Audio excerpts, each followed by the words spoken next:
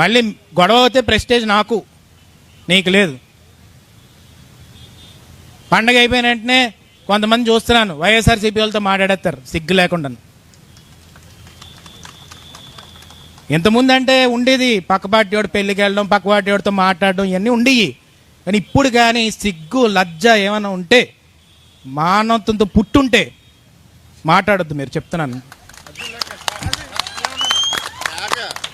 అమ్మాయి ఇంకెంత దీనికంటే ఏం చేయాలి? మనల్ని రోడ్డు మీదకి లాగాడు, కేసులు పెట్టాడు, ఎఫ్ఐఆర్లు వేసాడు, ఇంట్లో వాళ్ళందరినీ రోడ్డు మీదకి ఈడ్చాడు. నేనైతే ఒంగోబెట్టి తన్నేస్తాను చెప్తున్నాను ఒక్కొక్కరికి. నేను ఒక నిమిషం ఒకటే చెప్తుంది ఏంటంటే, నిజంగా మొగతనంతో రాజకీయం చేయాలబ్బా.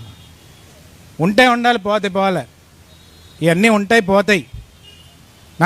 నాకు సీట్ ఇవ్వలేదు అలాగని చెప్పి పార్టీ మారిపోతానా? మారలేను. ఎందుకంటే పుట్టుకతో నా పార్టీ ఇది. అలా నాన్న చెప్పినట్టే నేను చెప్తాను చచ్చి వరకు ఇదే నా పార్టీ అని. అందుకే నేను ఒకటే చెప్తున్నాను, నాకు తెలుస్తున్నాయి ఎవడెవడు మాట్లాడుతున్నాడు, ఎవడెవడు మాట్లాడలేదు, ఎవడెవడు లాలూచి పడుతున్నాడు, ఎవడెవడు ఏం చేస్తున్నాడని.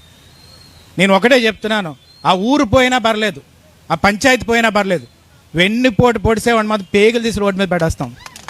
మళ్ళీ చెప్తున్నాను, నాకు అది రక్త సంబంధమైనా పర్లేదు, ఏదైనా పర్లేదు, వెన్నుపోటు పొడిస్తే జీవితంలో క్షమించేదే లేదు.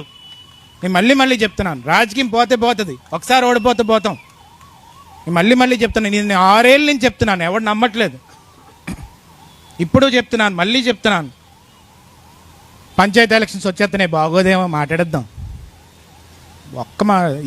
నాకు అర్థం కావట్లేదు ఏంటా రాజకీయం అసలు. చీర కట్టుకుని ఇంట్లో కూర్చోకుండా వచ్చి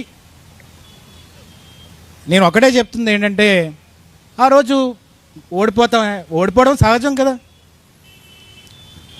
ఓడిపోవడం సహజం కదా. నాయకుడు అనేది ఒకసారి ఓడిపోతాడు, ఒకసారి గెలుస్తాడు.